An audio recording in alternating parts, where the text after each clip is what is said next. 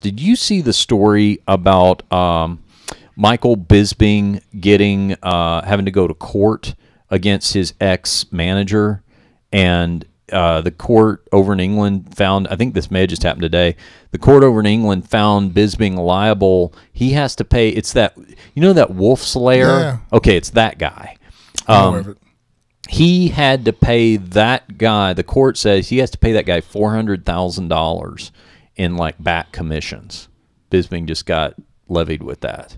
Ouch. And but there were other things. The judge was pointing out that he felt like both of them were kind of knew what the other was up to in terms of intentionally overstating expenses and stuff like that. And then they got in a scuffle outside the courtroom. Really? Yeah. Bisping and that McCann guy or whatever his name is. Yeah, his son's actually a pretty good fighter too, Jack McCann. Oh, he is. Yeah. The reason I was going to ask you about this is because our listeners are always interested in just kind of a window into what the fighter deals with besides the actual fighting.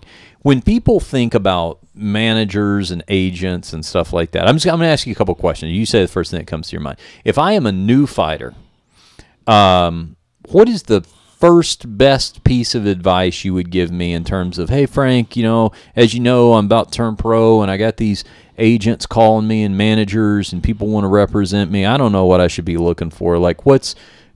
Having gone through everything you've gone through, what's the first thing you tell somebody on that? Well, have an outside lawyer.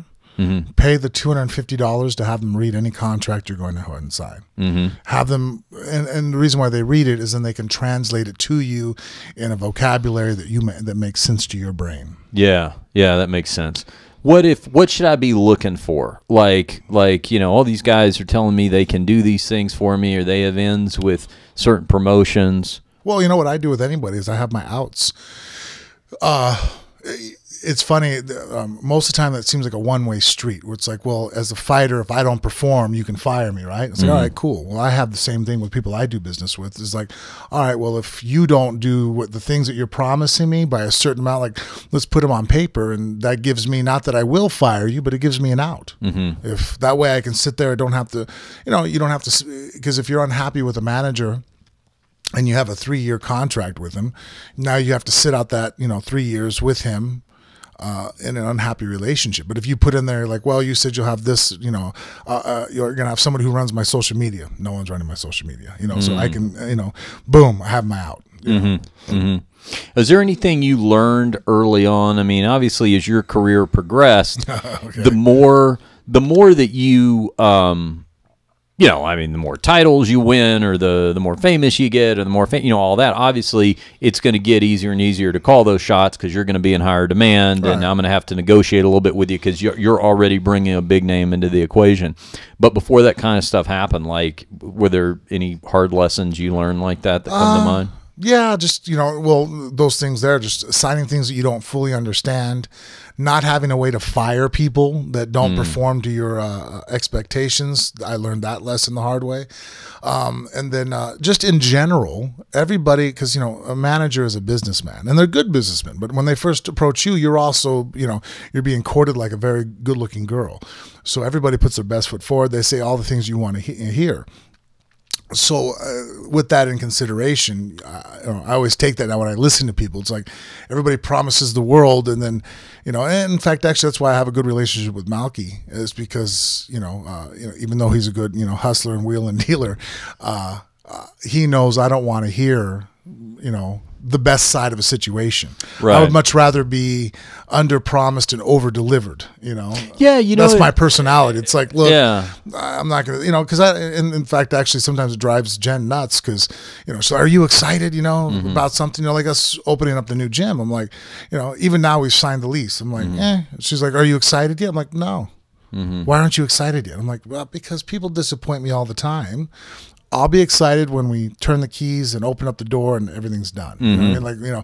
When we get to that aspect of it, where, I'm teaching class Monday morning, then the gym will be there. Then maybe now I'll allow myself to be excited. But until that moment, there's too many times where people are like, all right, man, we're going to make you a T-shirt, then we're going to do this, and this, how many, and then all of a sudden, you can't find people, they don't pay you, you call them up, and you're chasing them down, and It just it ends up becoming more of a hassle too to go after people in certain situations than it's financially worth. So making sure that you don't give up too much of yourself. I remember, for example, there was here's like, a bad situations.